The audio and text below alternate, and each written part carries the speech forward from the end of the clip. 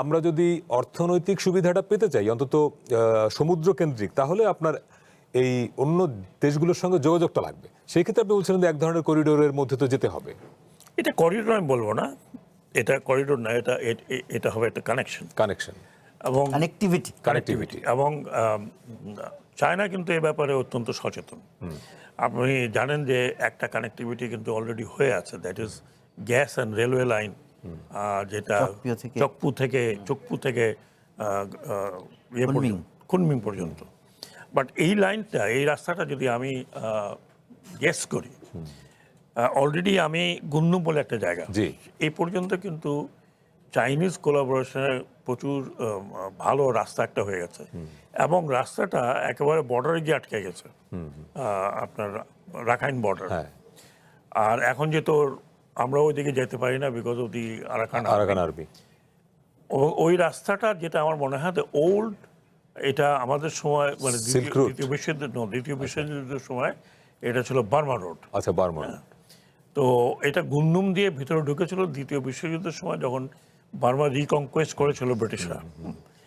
একই সাথে এই রাস্তাটা আরাকানের মধ্যে দিয়ে গিয়ে নর্থে একটা হাম্প রোড বলে ছিল, যেটা সেকেন্ড ওয়ার্ল্ড ওয়ারের সময় আমেরিকা ইউজ করেছিল টু সাপোর্ট দি কুনমিংটাং চিয়াং কাই শেকের ফোর্সকে। ওই রাস্তাটা নোন এজ, তখনকার নাম ছিল একটা হাম্প রোড, পাহাড়ের উপর দিয়ে। এই রাস্তা যদি রিভাইভ করার চেষ্টা করছে, ইন্ডিয়াও রিভাইভ করার চেষ্টা করেছে, এবং এটা যদি চাইনিজরা রিভাইভ করে, যেটার প্রপোজালটা আছে, তার মানে এটা চায়নার সাথে, সাউথ চায়নার সাথে এটা আপনার মিয়ানমার হয়ে একটা যোগাযোগের ব্যবস্থা করবে। সেইখানে চায়নার ইন্টারেস্ট যেটা আমি মনে করি সেটা হচ্ছে অ্যাভয়েডিং সাউথ, মানে ইন্ডিয়ান ওশানের যে চোক পয়েন্টগুলো আছে, যেটা এখন ইন্ডিয়া নিকোবর আন্দামানে তারা যে ঘাঁটিগুলো তৈরি করছে, এবং আমি একটা আর্টিকেলে পড়লাম যে they have also taken lesson from Hormuz, যে ইন্ডিয়ার সাথে যদি এরকম হয় তাহলে তারা ওখানে আটকে দেবে বিফোর গোয়িং টু আপনার মালাক্কা চ্যানেল।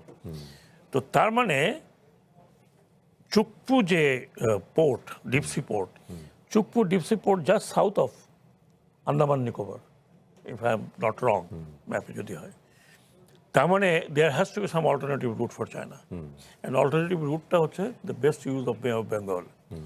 বে অফ বেঙ্গল যেটা আমি বললাম, আমাদের এখানে যে ডেভেলপমেন্ট হচ্ছে Matarbari deep sea port, huge capacity হবে এর। দেন আপনার হবে বে টার্মিনাল, এটাও একটা হিউজ ক্যাপাসিটি হবে। আপনি আন্ডার ক্যাপাসিটি, তো আপনি এগুলি ইনভেস্টমেন্ট যারা করবে তারা তো আন্ডার ক্যাপাসিটি রাখবে না। তারা তো বাংলাদেশ ইন্ডিয়ার সাথে কি গন্ডগোল আছে না আছে, সাবকন্টিনেন্টে কি আছে না, they are not sing that, they sinking money. হ্যাঁ, এখন ডেনমার্ক মানি যদি সিঙ্ক করে, দুবাই যদি সিঙ্ক করে, সিঙ্গাপুর যদি সিঙ্ক করে, তাদের তো ওই টাকাটার জন্য তাদের তো ক্লায়েন্ট লাগবে। So China is one client এখন বিশ্বে, যারা এই টাকা এখানে সিঙ্ক করতে পারবে, রোড তৈরি করতে পারবে, ব্রিজ তৈরি করতে পারবে, চায়নার জন্য এটা কোনো বড় বিষয় নয়। সো লুকিং অ্যাট, আমি যদি চাইনিজ ইন্টারেস্ট দেখি, to utilise Bay of Bengal, avoid 3-4টা অল্টারনেটিভ রুট যদি হয়, যে লেসনটা আমরা দেখলাম ফ্রম হরমুজ, যেটা আগে ছিল না, সেখান থেকে যদি এই লেসন নিয়ে জিওপলিটিক্যাল চেঞ্জেস যদি হয়, তাহলে বাংলাদেশের জন্য তো এটা লাভবান হবে। কারণ আমরা তো উন্মুক্ত করব, সেটা ইন্ডিয়ান ইস্টের জন্য হোক, অথবা চায়নার জন্য হোক, অথবা মিয়ানমারের জন্য হোক। তো আমাদের যদি উন্নতি করতে হয় এবং আমাদের দেশে যদি ইনভেস্টমেন্ট, বড় ধরনের ইনভেস্টমেন্ট আনতে হয়, ছোটোখাটো কয়টা আপনি ফ্যাক্টরি লাগালেন না লাগান, স্মল ইনভেস্টমেন্ট। আজকাল ওয়ার্ল্ডের ম্যাক্সিমাম ইনভেস্টমেন্ট হচ্ছে on communication, on ports, and আপনার হিউজ ইনফ্রাস্ট্রাকচার। ধরেন আমরা যদি এখন প্রধানমন্ত্রী গিয়েছেন বাই ট্রেন, উনি যদি দেখে থাকেন যে হাই স্পিড ট্রেনে গেলে, এবং হাই স্পিড ট্রেন থাকার কথা, কতগুলো ফ্যাসিলিটি থাকার কথা, তার পাশে কীভাবে ডেভেলপমেন্ট হয়েছে, সেটা যদি উনি বড় একটা প্রজেক্টের কথা উনি বলছেন যে উনি করবেন একটা ফ্রম সাউথ টু নর্থ, তো এটার জন্য তো আপনাকে আপনি একটা প্রশ্ন তুললেন যে চায়নার আসলে মূল কনসার্ন হচ্ছে মানি, ইন্ডিয়ার সঙ্গে বাংলাদেশের সম্পর্ক কি চায়নার না সবার। সবারই। এখন আজকেই সংবাদ সম্মেলনে চীনের পররাষ্ট্র মন্ত্রণালয়ের মুখপাত্র গুয়া জিয়াকুন, আমি একটু কোট করে উনি বলেছেন যে আমি জোর দিয়ে বলতে চাই যে চীন বাংলাদেশ সহযোগিতা কোনো তৃতীয় পক্ষকে লক্ষ্য করে নয়, বরং এটি কোনো তৃতীয় পক্ষের প্রভাব মুক্ত থেকে হওয়া উচিত।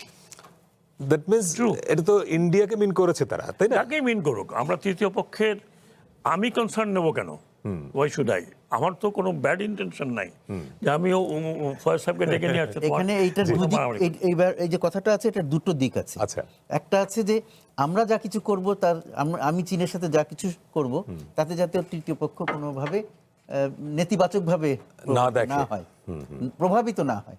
তারা দেখতে পারে যাতে আমরা তাকে বুঝাবো যে না, এটার মধ্যে তোমার জন্য নেতিবাচক কিছু নাই, আমরা যেন সতর্ক থাকি যে নেতিবাচক কিছু না। আবার সেরকমই আমাদের প্রতিবেশীরা কেউ কিছু করলো, ভারত চীন কোনো একটা চুক্তি করলো, তাতে আমাদের জন্য যেন নেতিবাচক কিছু না থাকে। দুটো এগুলো সবই খেয়াল রাখতে হবে। তো সাধারণত আজকালকার দিনে এইটার গুরুত্ব, এই ইয়েতে গুরুত্বটা কিসের, যে যা কিছু আমি করি সেটা বিশেষ করে আমার মতন দেশের জন্য যতটা পারা যায় ট্রান্সপারেন্ট রাখা, স্বচ্ছ রাখা। আমি যদি ঢাক ঢাক গুরু গুরু করি তাহলে লোকে সন্দেহ করবে। তো আমি যদি পরিষ্কার করে বলে দিই, তিস্তা ব্যারেজও কিন্তু প্রায় শুরু হয়ে যাচ্ছিল কাজ, কিন্তু শেষ মুহূর্তে এসে আটকে গেল এবং আমাদের দেশে পলিটিক্যাল যে পরিবর্তন হলো তার কারণে আর সাথে সাথে আগাতে পারলো না বা নতুন করে আবার গতি সঞ্চার হলো না। কিন্তু এটা হবে। তো একটা জিনিস, এই যে তিস্তা ব্যারেজের কথা আমরা বারবার বলছি, তিস্তা মহাপরিকল্পনা, তিস্তা মহাপরিকল্পনা, তার মধ্যে ব্যারেজও আছে, সবকিছুই আছে। তো এটার জন্য একটা জিনিস বুঝতে হবে, খালি তিস্তা না, গঙ্গারও যেতে হবে। পদ্মা ব্যারেজ করার ব্যাপারে অলরেডি সরকার এটাই আমরা বলি না কেন, আমাদের পানিটা আসে কোথা থেকে? উজান থেকে। বেশিরভাগ পানি আসে উজান থেকে। আমাকে সেটার জন্য পরিকল্পনা করতে হয়, তাই না? তো সেই পানির ব্যাপারে নিশ্চয়তা করতে হলে আমাকে কার সাথে ভারতের সাথে সুসম্পর্ক রাখতে হবে। তো ভারতের সাথে যুদ্ধ করে তো আমি এগুলো ওইভাবে করতে পারবো না। সেই জিনিসটা কেন আমরা সবসময় বুঝি না? আমরা সবসময় সবকিছুতেই চীনের সাথে সম্পর্ক করলে ভারতের সাথে যুদ্ধ করতে হবে এরকম মনে করার তো কোনো কারণ নেই। চীনের সাথেও ভালো সম্পর্ক করব, ভারতের সাথেও ভালো সম্পর্ক করব, রাশিয়া, জাপান, সিঙ্গাপুর, ইউরোপ, সবার সাথে আমি ভালো সম্পর্ক করব, আলাদা আলাদা করে। বাংলাদেশের পররাষ্ট্রনীতি তো তাই ছিল এবং তাই থাকবে।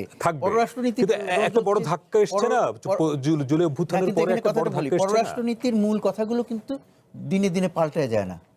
আমার অভ্যন্তরীণ রাজনীতিতে অনেক পরিবর্তন আসবে, কিন্তু পররাষ্ট্রনীতির বিষয়গুলো সাথে সাথে পাল্টে যায় না। কিন্তু বাংলাদেশের সঙ্গে ভারতের সম্পর্ক কি এখন অনেক খারাপ না? এই মুহূর্তে খারাপ আছে, কিন্তু এটা খারাপ রেখে কি আমরা চলতে পারবো?